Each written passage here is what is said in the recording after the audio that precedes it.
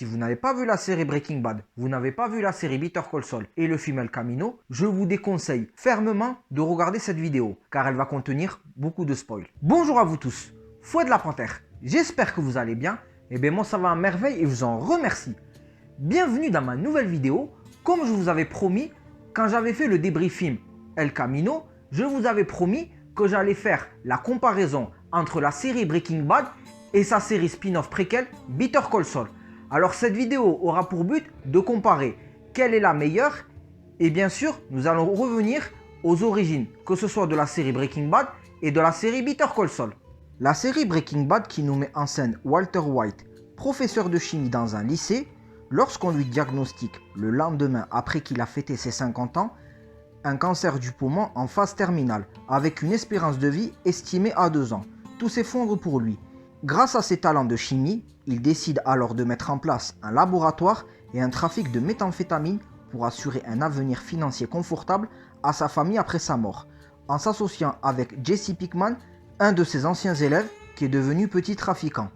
Quant à la série Better Call Saul, qui nous met en scène l'avocat véreux Saul Goodman, qui est plus connu au début de la série Jimmy McGill, et bien sûr, la série ne met pas seulement en scène Saul Goodman, elle nous met aussi en scène Michael Hermantrand, alias Mike, qui est le détective et le tueur à gages de l'avocat Saul Goodman et du trafiquant et chef de la chaîne restauration de Los Pollos Hermanos, Gustavo Fring.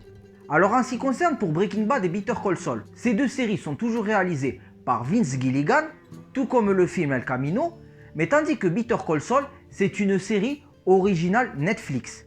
Alors comme je vous ai dit, Better Call Saul est le préquel de la série Breaking Bad, tandis que la série Breaking Bad contient 5 saisons, et tandis pour Better Call Saul, elle contient 6 saisons, y compris la saison 6 qui sera la dernière. Alors dans cette vidéo, je vais plus vous parler de la série Better Call Saul que de la série Breaking Bad. Parce que Breaking Bad, elle a commencé en 2008 et elle s'est éteinte en 2013. Mais tandis que Better Call Saul, elle a vu le jour en 2015 et pour la saison 6, ils n'ont toujours pas commencé le tournage. Alors en ce qui concerne pour Saul Goodman, avant qu'on le surnomme comme ça dans la série Breaking Bad, il s'appelle à la base Jimmy McGill. Il est déjà avocat, mais bien sûr, il est pris comme un minable par ses confrères, et en particulier son frère Chuck McGill, qui est malade psychologique en souffrant de crise de panique, qui a peur de sortir, qu'il est aussi avocat et que son frère le sous-estime jusqu'à ce qu'il meure. Mais on voit quand même que Jimmy McGill a été confronté à des parcours difficiles, parce que le fait qu'il est mal vu par ses confrères et le fait comment il a rencontré des criminels, au début, il n'était pas estimé comme dans la série Breaking Bad. Parce qu'au début de la série, il décide de faire un coup avec 2 acolytes à lui, à un tiers.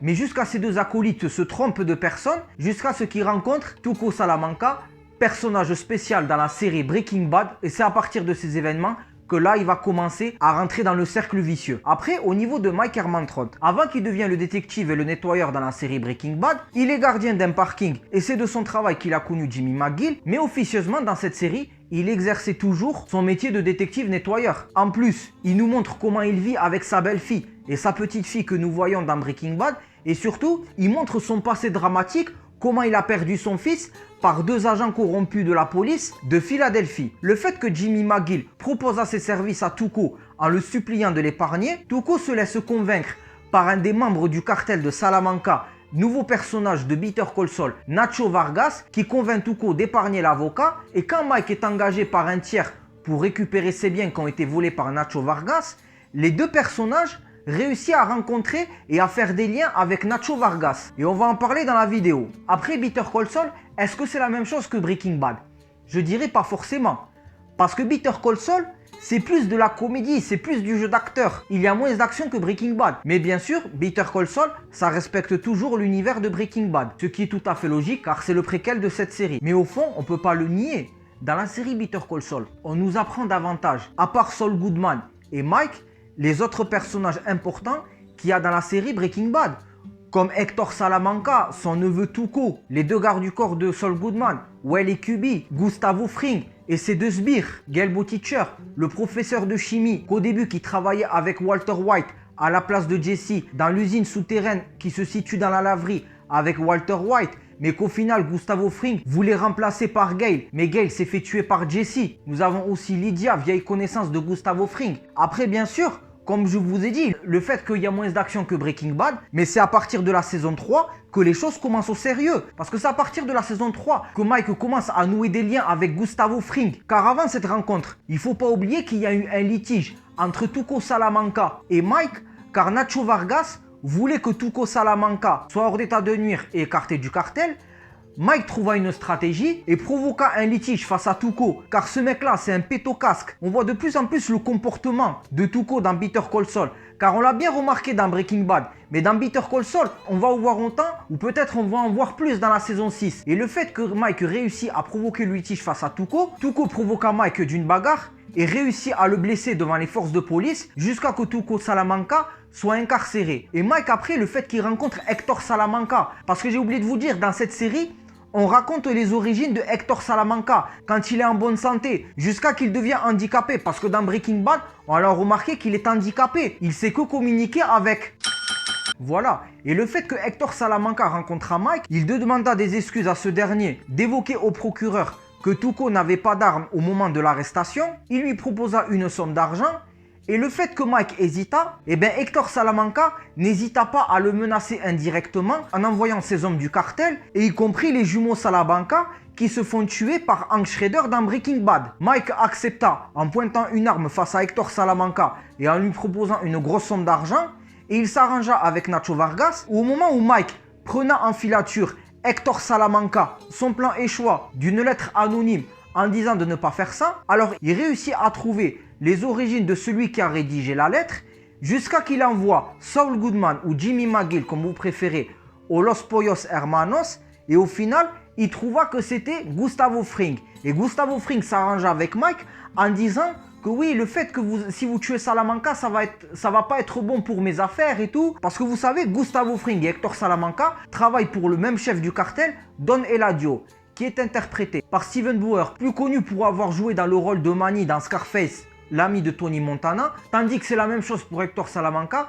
Il est interprété par Mark Margolis, qui a joué dans le rôle d'un des bras droits de Alejandro Sosa dans Scarface et qui se faisait tuer par Tony Montana dans la voiture quand il mettait en filature ceux qui allaient dénoncer Alejandro Sosa, le fait que Tony Montana exécuta le bras droit de Sosa parce qu'il y avait les enfants. Mais ce n'était pas le sujet. Mais c'est pour dire que le fait que ces deux acteurs qui ont joué dans Scarface, qui s'y connaissent dans des sortes de films de mafia, des films de cartel, malgré leur âge, ils interprètent bien leur rôle. Ils ont toujours le jeu d'acteur conservé. Et comme je vous ai dit, c'est là où ça commence au sérieux. L'handicap de Tuco Salamanca qui est causé par Nacho Vargas, Gustavo Fring savait que c'était Nacho qui était responsable. Gustavo proposa à Nacho de travailler pour lui pour faire tomber petit à petit toutes les têtes du clan Salamanca. Et après, à partir de la saison 4, on a l'arrivée d'un personnage inexistant qui est le neveu de Hector et qui est le cousin de Tuco Salamanca, qui se nomme Lalo Salamanca. Mais franchement, il m'a ému. Il est toujours déterminé. C'est quelqu'un en fait qui va jusqu'au bout. C'est une personne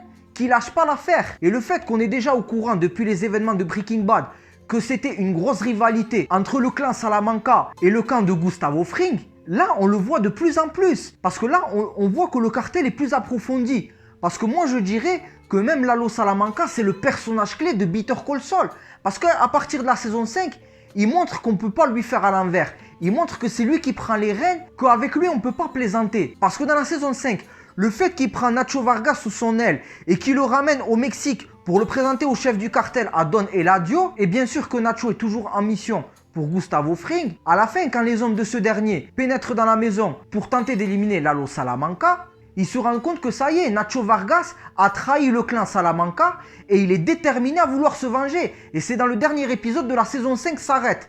Et bien sûr, en ce qui concerne pour la saison 5, on a le retour des deux agents de la DEA, Hank Schrader, qui est le beau-frère de Walter White, et son binôme, l'agent Steven Gomez. On montre eux aussi qu'ils sont déterminés à lutter contre le trafic à Albuquerque. Après, bien sûr, en ce qui concerne pour Saul Goodman, il ne faut pas oublier que dans la série Better Call Saul, quand vous regardez le début en noir et blanc, les événements se passent après Breaking Bad. Et après ensuite dans les images en couleur, là ça se passe avant les événements de Breaking Bad. Parce qu'après même surtout pour Gustavo Fring, là on apprend de plus en plus sur lui. Comment il est sur le point de construire la laverie, quel genre de trafic il fait à côté de son commerce légal. Après il est toujours aussi badass que dans Breaking Bad. Il se montre bien envers ses salariés, il se montre bien envers la clientèle.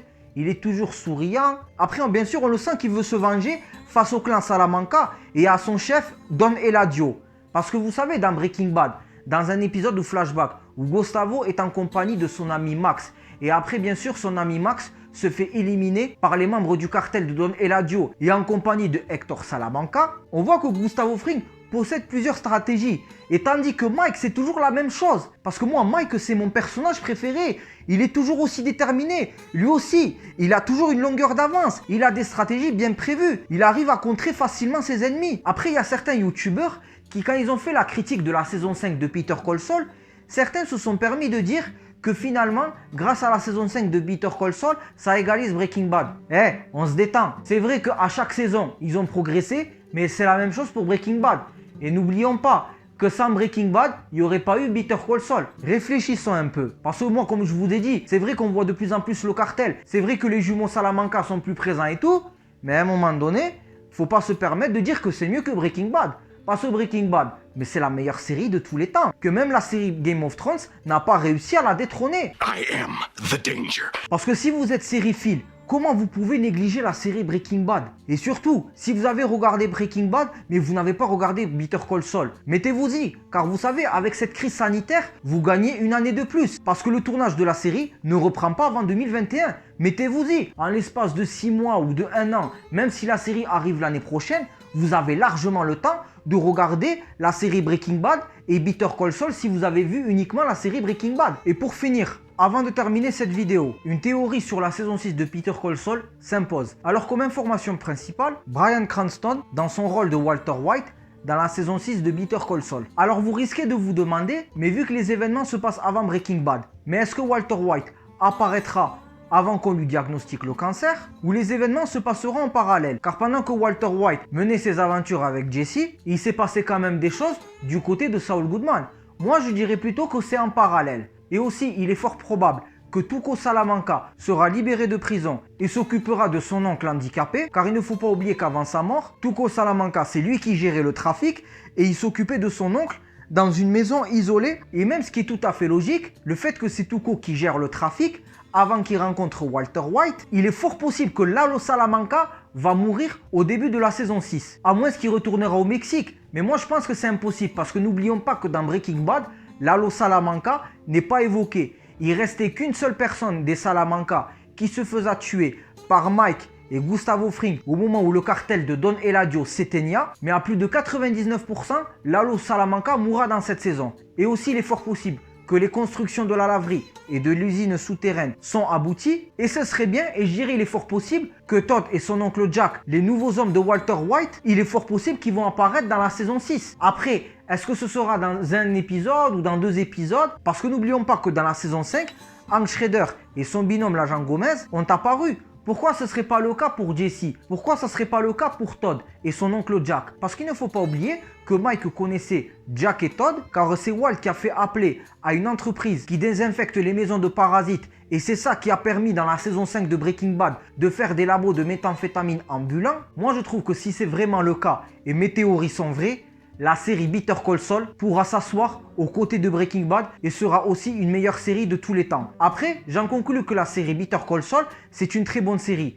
Ils expliquent bien les origines de tous les personnages qui ont apparu dans Breaking Bad, surtout les nouveaux personnages, comme la femme de Saul Goodman, Kim Wexler, ou même Lalo Salamanca. C'est vraiment magnifique au jeu d'acteur, parce que même le fait que Saul Goodman se rapproche de plus en plus du cartel en aidant Lalo Salamanca à sortir de prison, c'est là qu'on voit de plus en plus que l'avocat devient de plus en plus véreux et qu'il est de plus en plus dans ce cercle vicieux. Alors que là, comme je vous ai dit, parce que contrairement à El Camino, parce que moi en tant que fan de Breaking Bad et le fait que j'ai admiré les 5 dernières saisons de Better Call Saul, moi je trouve que El Camino, c'est vide. Il n'y a que Jesse Pinkman, il a juste affaire à certaines personnes, mais après voilà, c'est du dialogue, voilà, il s'en va. Il n'y a pas la présence de la DEA, il n'y a pas la présence du cartel.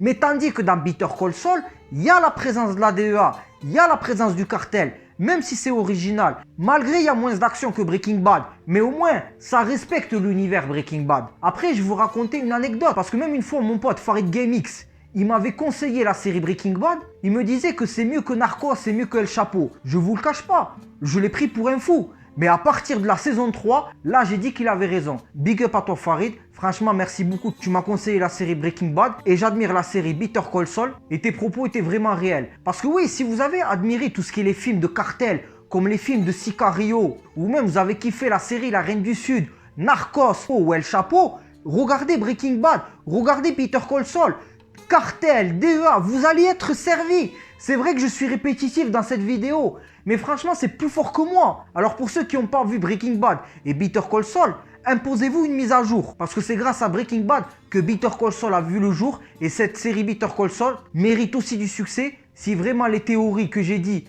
pour la saison 6 seront vraies. C'était Fouad la Panthère. Si tu as aimé la série Breaking Bad et la série Better Call Saul et tu valides ce que je dis, like un petit pouce bleu, partage cette vidéo et abonne-toi à ma chaîne.